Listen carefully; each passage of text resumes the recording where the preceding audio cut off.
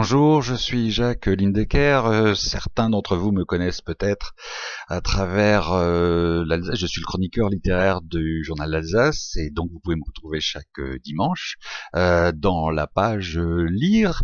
Et puis nous nous retrouvons, nous avons l'habitude de nous retrouver chaque année au Forum du Livre de Saint-Louis, généralement au mois de mai. Et puis vous connaissez les circonstances. Ce forum n'a pu avoir lieu comme tant d'autres événements cette année. Nous le regrettons, toute l'équipe d'organisation qui a fait un tel travail le regrette profondément et vous certainement aussi. Mais l'équipe de la médiathèque Le Parnasse continue d'œuvrer, propose une sorte d'ouverture déjà de ces services. Vous pouvez récupérer des livres d'ores et déjà et propose aussi beaucoup d'animations sur Internet et m'a demandé notamment de vous proposer mes coups de cœur du moment. Et ces coups de cœur, je vous invite évidemment, et pour tous les autres livres que vous auriez envie d'avoir, mais allez en librairie. Les librairies ont besoin de vos visites, ont besoin de vos achats. Vous avez besoin de livres pour les beaux jours qui s'annoncent, ces beaux jours qui sont déjà là. Ce printemps est absolument adapté à la lecture, alors profitez-en. Alors évidemment, en ce moment, il y avait eu un tel de goulot d'étranglement, c'est-à-dire plus aucun livre ne paraissait. Alors évidemment, beaucoup de best-sellers se ruent au portillon. Nous avons le Guillaume Musso, le Joël Dicker, le Camilla Legberg, le Bernard Millet, le Franck Tilliez, le Françoise Bourdin, j'en passe et des meilleurs. Mais il y a évidemment d'autres livres qui méritent autant ou même davantage votre attention, mais qui ont moins la chance d'avoir de lumière, de promotion sur eux et que j'ai beaucoup aimé et que je voulais vous conseiller. Et je vais commencer par le prix de la joie d'Olivier Charneux, un auteur trop rare. Olivier Charneux aux éditions Séguier, le prix de la joie. Alors, il y a un sous-titre qui dit « Été 1963, l'affaire traînait ». Qu'est-ce que c'est que cette affaire? Nous sommes le 12 juillet 1963 à Aix-en-Provence, où habite alors Charles Trenet, et soudain, des policiers viennent l'arrêter. Et c'est un ancien protégé à lui.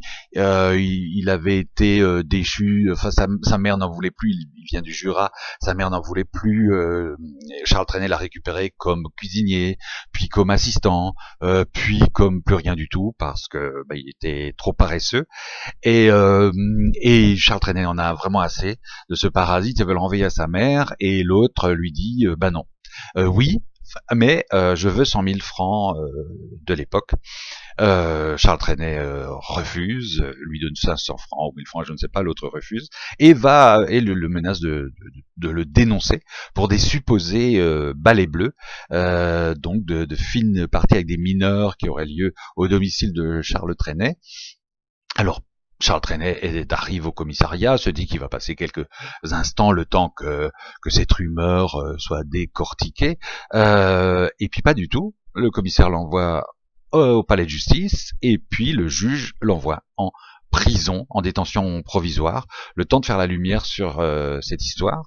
Le temps de mettre la lumière, ça va durer 28 jours de prison, et le prix de la joie, c'est le journal de cette détention, de ce mois de juillet en détention à Aix. Alors Trenet n'est pas trop malheureux dans le choix de ses compagnons d'infortune. Il est avec deux braves bougres, un peu escrocs, qui sont là en provisoire depuis 6 mois, qui attendent leur libération.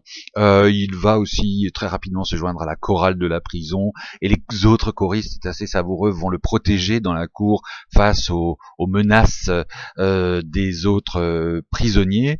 Et puis donc ce journal intime de prison permet à Olivier Charneux de nous raconter par la voix à la première personne du singulier, de nous raconter le parcours de Charles Trenet, et on découvre aussi que c'est son 3e séjour en prison. Il a fait 2 jours de prison à l'âge de 18 ans pour une bêtise d'adolescent. Et puis, ce qui est beaucoup plus sordide, il a fait 5 semaines de prison à Ellis Island, au large de Manhattan. Il arrivait à New York pour une tournée américaine de 5 semaines, et une lettre anonyme était arrivée au service d'immigration américain, le dénonçant pour ces 2 jours d'il y a 18 ans. Et puis à l'époque, donc les services d'immigration étaient très suspicieux. Il a subi des tonnes d'interrogatoires sur ses mœurs, sur ses supposées déviances, et les Américains l'ont renvoyé. La tournée annulée, un préjudice terrible. Donc voilà, Alex, là c'est son troisième séjour, et le temps de repasser aussi en, en revue les bons souvenirs, les débuts, en duo, les premiers succès, les premières chansons, les premières collaborations, les triomphes, et une vie en prison rythmée aussi par les parloirs avec son avocat et avec sa mère, une mère volcanique, attachante, insupportable, une mère, enfin c'est une relation très fusionnelle entre les deux, et puis la libération. Donc c'est un très beau récit qui nous amène au cœur d'une existence un peu folle, le fou chantant. L'existence du fou chantant, une existence un peu folle, puisque pendant l'occupation, Charles Trenet euh, a été inquiété pour une supposée judéité. Donc on l'accusait d'être parce que Trenet aurait été l'anagramme d'un nom juif, hein, il aurait été le petit-fils d'un rabbin. Bon. Et à la Libération, il a été accusé de collaboration pour des motifs tout à fait. Il faut dire que le bonhomme était assez entier et ne s'est jamais rendu aux convocations du comité d'épuration. Voilà. Mais c'est savoureux, c'est touchant, c'est très bien écrit, je vous conseille. Le prix de la joie d'Olivier Charneux aux éditions Séguier. Mon deuxième coup de cœur s'intitule L'été où je suis devenue vieille, d'Isabelle de Courtivron aux éditions de l'Iconoclaste, un récit autobiographique. Isabelle de Courtivron, c'était donc le titre était très explicite.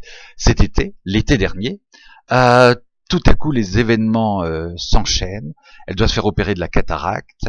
Elle se sent de plus en plus essoufflée. On lui laisse la place dans les transports. Son voyage annuel au soleil, elle doit l'annuler parce qu'elle est fatiguée. Tout à coup, elle se retrouve vieille, et c'est vraiment quelque chose qui lui tombe dessus, qui la fracasse, parce que toute sa vie, elle était libre, enflammée, passionnée, voyageant énormément à travers le monde, et elle passe en revue donc là aussi les étapes de son existence. À 20 ans, les années de l'amour libre, les années du flower power, sur un campus, elle met les études sur un campus américain, 2 années à parcourir le monde, le plus souvent pieds nus, quelques mois dans un kibbutz, bref, toutes les étapes obligatoires à cette époque-là. À 30 ans, on se range, on travaille, elle obtient un poste de professeur en littérature sur un prestigieux campus américain, mais là aussi toujours avec ce sens de la liberté, pas de cours magistraux, des échanges avec les étudiants et une remise en cause perpétuelle, de nouveaux cours chaque année, etc. À 40 ans, une première remise en cause parce que si elle s'est mariée un petit peu par convention, mais les amis, les copines se sont mariées aussi, et elles ont eu des enfants. Isabelle de Courtivron ne voudra jamais avoir d'enfants. Les amis ont eu des enfants et ne parlent plus que de ça. Et ces conversations autour des gosses, Isabelle de Courtivron, ça ne la préoccupe ni de près ni de loin, et elle se retrouve pour la première fois un peu marginalisée. À 50 ans vient le temps des liftings. C'est assez cocasse. Tous les 10 ans à peu près, au détour d'une décennie, elle se fait faire un lifting, un rafraîchissement, comme elle dit, pour passer ce cap. Et elle assume ça tout à fait, et elle en sourit beaucoup. À 60 ans, la retraite, et un âge de liberté, avec beaucoup de projets, notamment de voyage ou de nouveaux enseignements à Sciences Po Paris ou des choses comme ça. Et puis donc à 70 ans, là elle en a 73, le coup près de l'âge, de la fatigue, de l'usure, et puis le regard des autres, surtout le regard des jeunes gens qui la caractérisent comme personne âgée, et ça lui paraît insupportable, d'où le besoin d'écrire ce moment si particulier de son existence.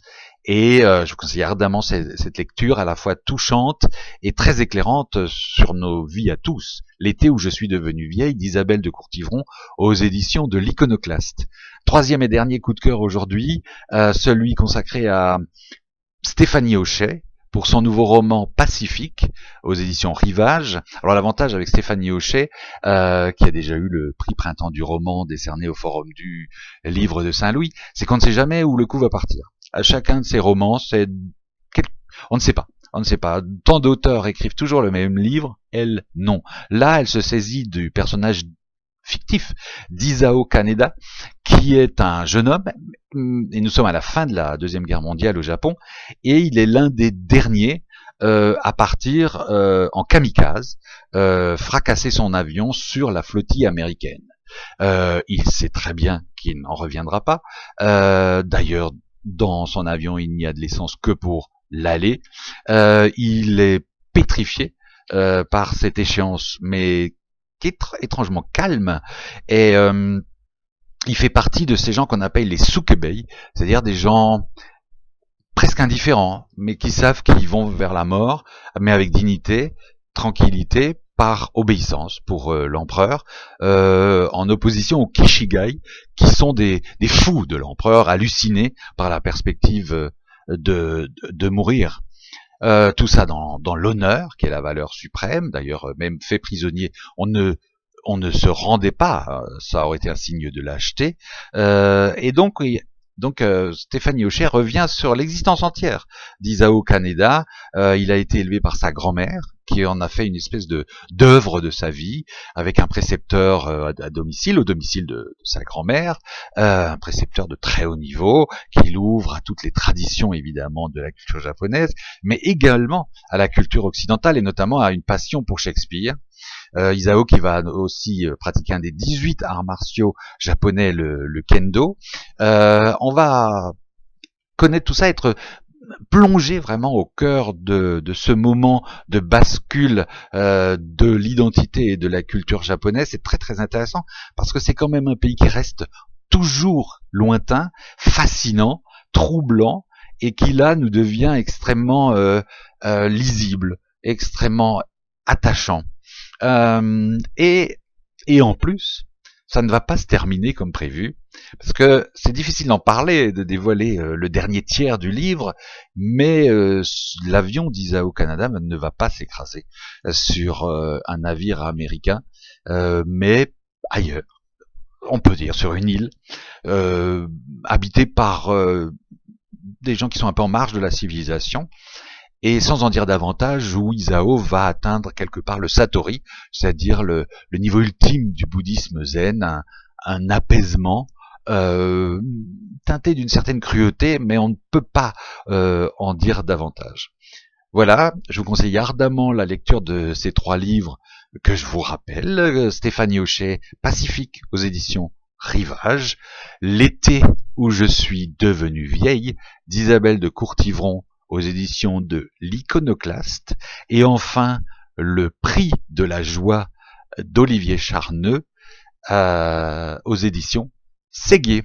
Voilà, merci beaucoup. Allez en librairie et puis à bientôt pour de nouveaux événements et nouvelles rencontres littéraires. Au revoir.